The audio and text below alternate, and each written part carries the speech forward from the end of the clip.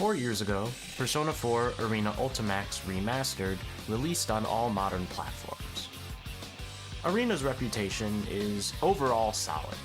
The positive is that there's a pretty decent fighting game underneath the hood of it being a Persona game and also actively advancing the plot of Persona 4, with the characters also appearing canonically in it in some way, shape, or form. With the addition of bringing back Persona 3's cast, there's a lot to love in Arena, even if it isn't perfect.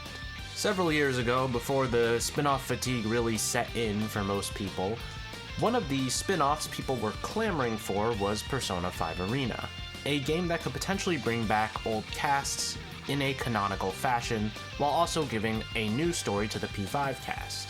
Funnily enough, we did receive a canonical sequel to Persona 5 in the form of P5 Strikers. Yet, here we are almost 10 years after Persona 5, and despite having all of these sequels to Persona 4 spin-offs, so 5 Dancing, Q2, there's still no Persona 5 Arena. And given ATLUS's intense desire to continue making Persona 5 spin-offs, that seems a little weird. You for real? That's possible? If you've been in the community, or you've been on my channel even before, you've potentially heard about website domains and ATLUS. There was, and still is, a domain labeled p5u.jp. U is the letter used for Persona 4 Arena, the reason being that the game in Japan is called Persona 4 The Ultimate in Mayanaka Arena.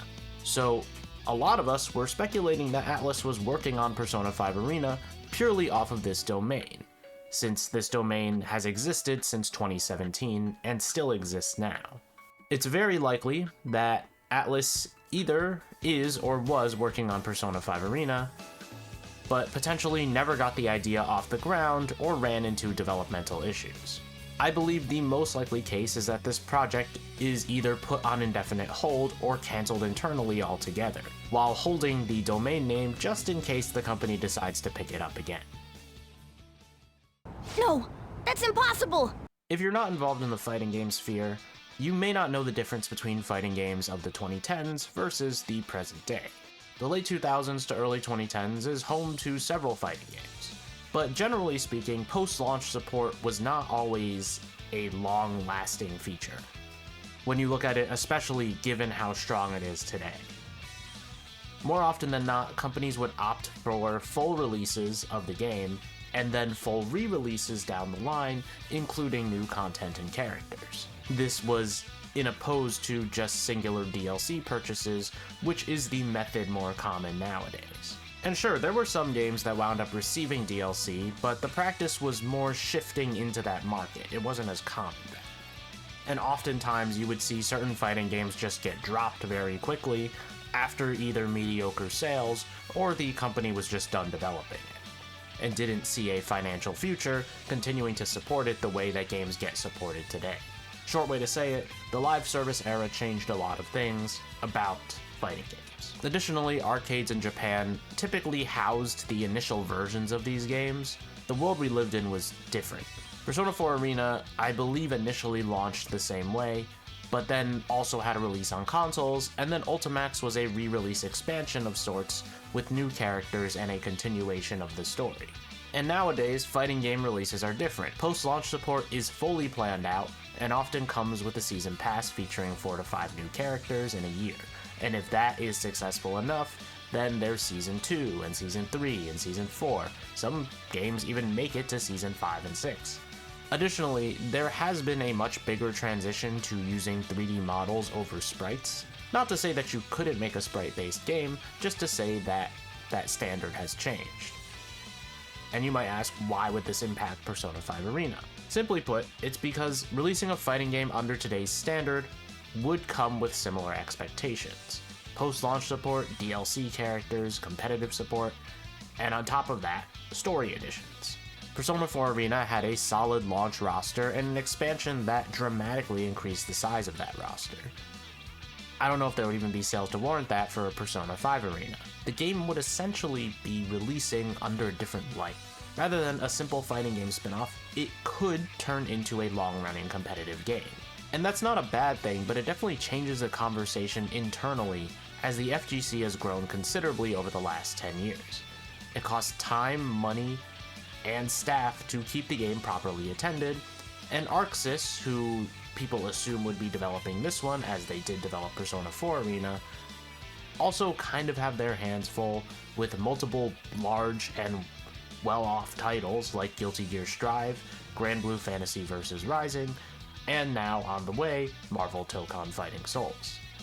Additionally, you can't just take Persona 4 Arena's components and move it to a Persona 5 Arena. I think the game would have to be redesigned from the ground up, especially if they're deciding to use 3D models.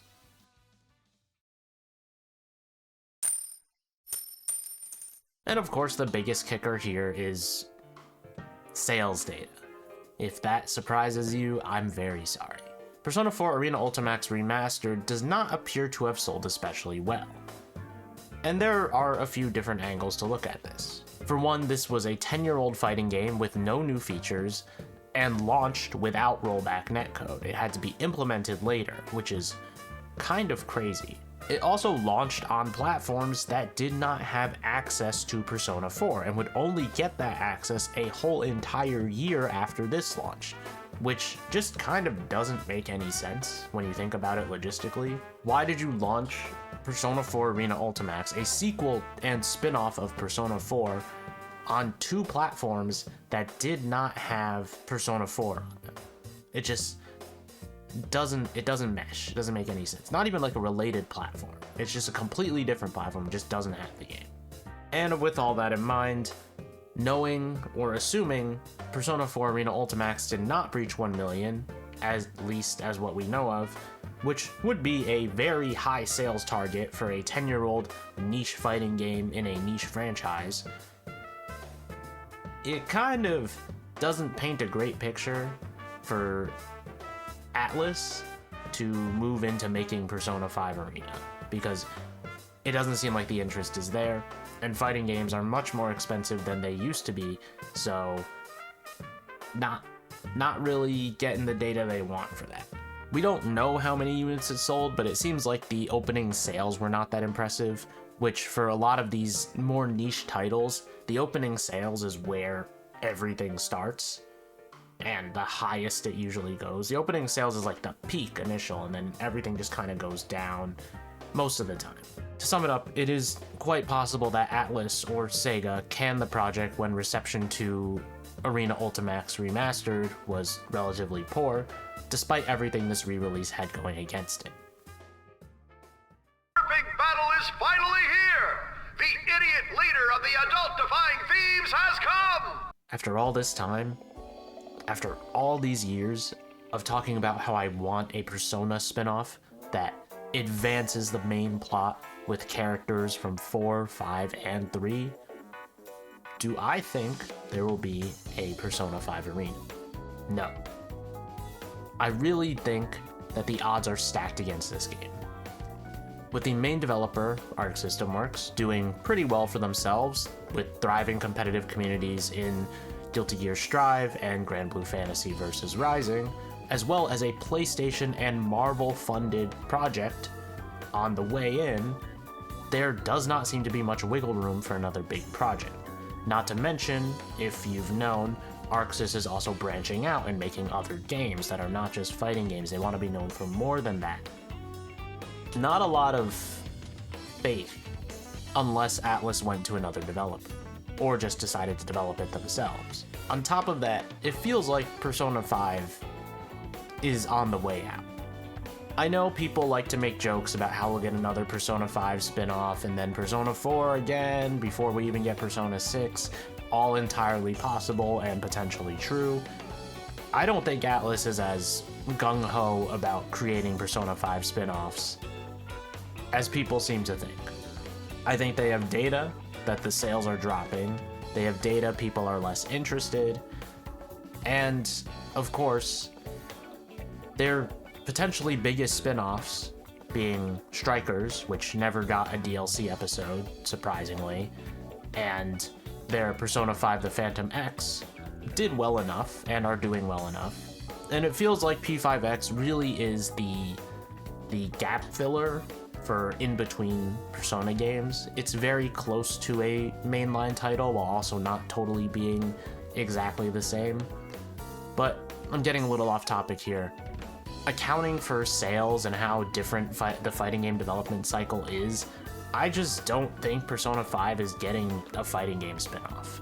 I mean, Persona 5 is vastly popular, but it doesn't seem like even Tactica sold that well, and that was almost 3 years ago.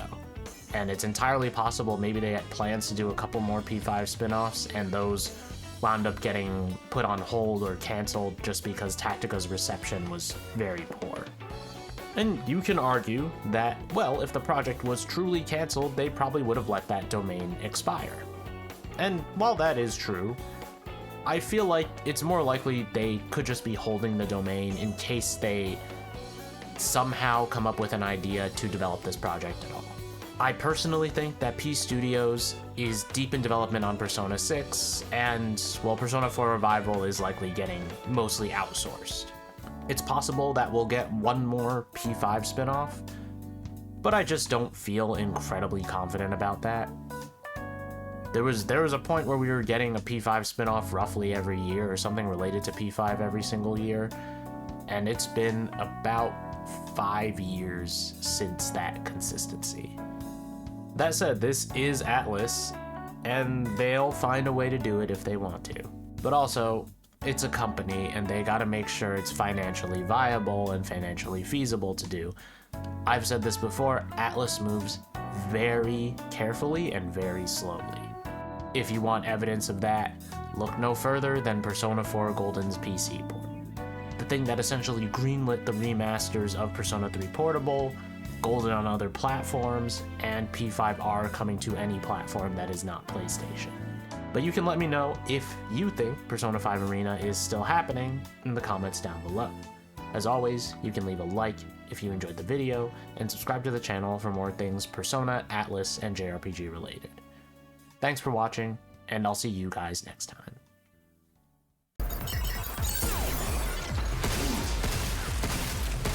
Take this!